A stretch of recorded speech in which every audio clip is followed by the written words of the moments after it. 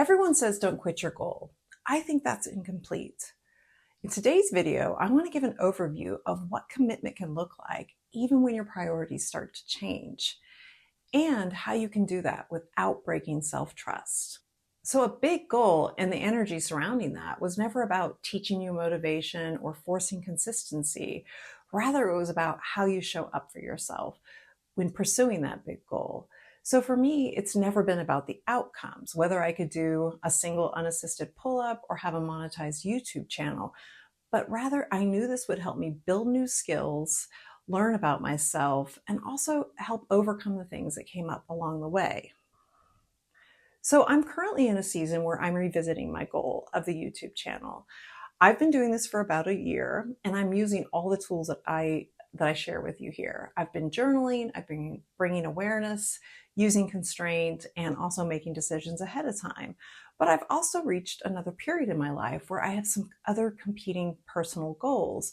And right now, those goals have certain deadlines that I won't be able to necessarily meet if I have too many big goals. That's another exercise in constraint. Having too many competing goals can spread you a little thin, and it also means you're not giving any of those the attention. They can't really do the magic that those big goals can do if your attention's really diverted, and that's what I think is happening now. So the skill to think about this through is liking your reasons. For me, it comes down to something really simple. I want to like why I've decided to make this change. I don't want it to be because I was discouraged or felt like everything was hard or some sort of emotional reaction. Rather, I recognize that with these other goals, deadlines becoming closer, I needed to pivot that. And that's a reason I can like even on a good day when filming YouTube, even when that's coming easy for me.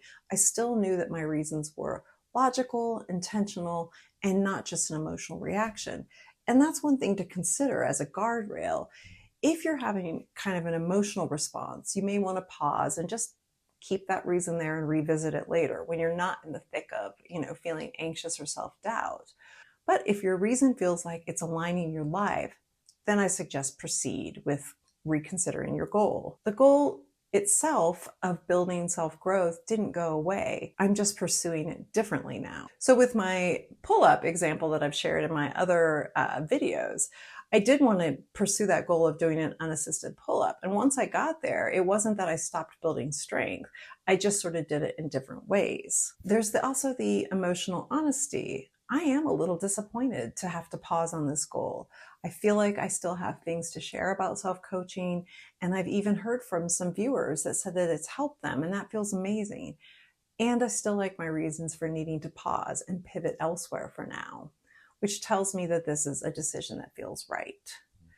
I also want to offer that these skills that you've gained during your pursuit of your outcome, whatever it is, don't go away. So you can remove the fear around quitting your goals and any kind of shame that comes up with that, because you're going to keep those skills. Nothing's been wasted. In fact, all this whole year is an evidence of my follow through. And this whole year has been, I can consider this whole year just part of the reps of self-growth. I'm also trying to treat this like a season.